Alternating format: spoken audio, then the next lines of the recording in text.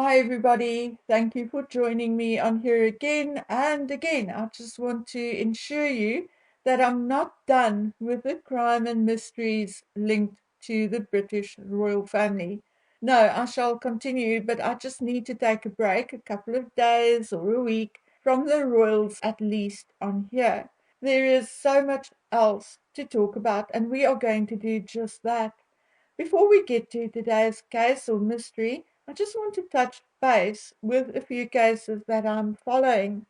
Brian Kohberger's motion to dismiss, which was scheduled for Friday the 22nd, was delayed for a month and will now take place on October the 26th.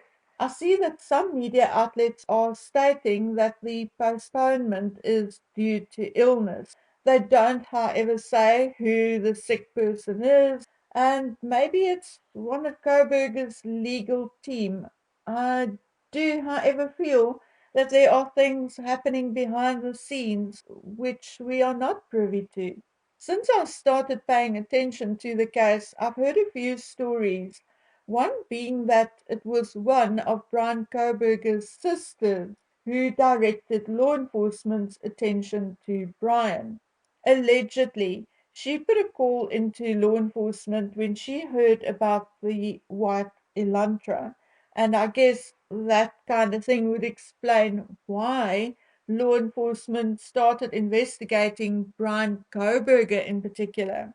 It may even be the reason why they were even directed towards Brian Kohberger in the first place. I don't know. At this point, I am personally still waiting for that one thing to come up which will convince me that Kohberger 100% did it or did not do it.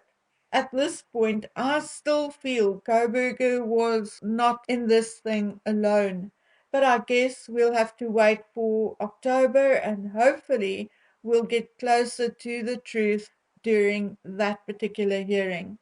As for the Summer Wells case, there appears to be some minor stirring and movement in the case, even if it is not 100% possible or probable that it is all true, or whether it's fiction, we don't really know.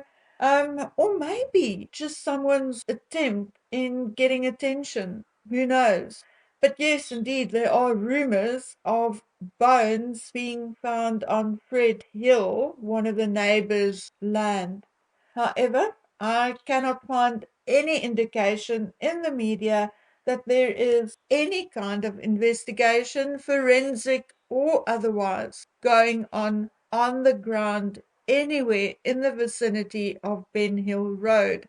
But at the very least, it is bringing some attention back to this particular case. And what's happening in the Michael Monkey Vaughn case? As far as I can see, the last word from law enforcement came on the 27th of July, on the 2-year anniversary of Michael's disappearance. But it did not contain much information except for Fruitland Police Chief J.D. Huff saying that justice for Michael and his family is his top priority. Now, look, as far as this case goes, and in direct contrast to the Summerwells case, I think and feel that Michael's parents are genuine and authentic. And the fact that something about this case does not sit well with me has nothing to do with the parents. But answer me this. Not so long ago, law enforcement held a news conference informing us about Stacy and Sandra Wandra.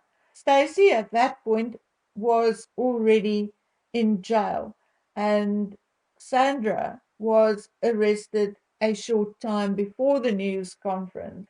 At the time, they were also looking for two other people of interest. Since then, these two people had been found and spoken to, and Sandra Wanderer was released. So now what? Is Stacy Wanderer still a suspect? or are they back to square one? How must the public know whether they should still be looking for that little boy or not if law enforcement does not tell us? Last we heard, law enforcement believed that Michael's body was moved, but that it was in the Wanderer's yard at some point. Do they still believe that? And if so, why? Scent dogs, even cadaver dogs, are not infallible. What else do they have? If the perpetrator in the Michael Vaughn case is still on the loose, then I would guess that parents of other children in the area need to know that. Don't you think? I don't know. What do you think?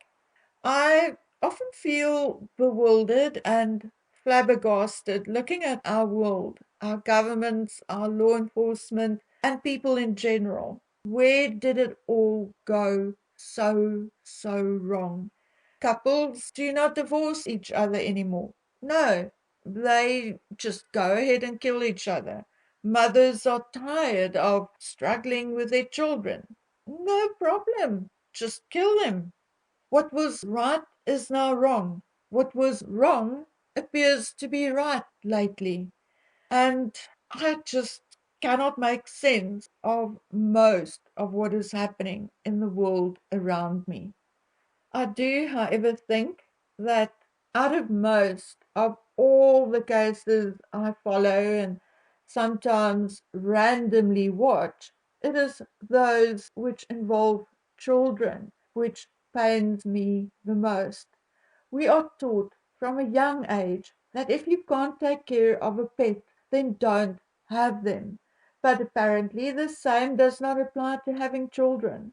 So much emphasis is put on mental health these days. Mental health, or then the lack thereof. Mental health, or then the lack thereof, is being used as the excuse for everything. I get mad at someone, I stab them, and oops, it was because I had issues with my mental health. But what about plain and simple common sense and decency? Anyway, guys, I rambled on for a little too long, so I'm going to make a separate video of the one I actually planned and prepared. So hang in there for me for a while. It is coming. Okay, guys, until then, please take care. Bye.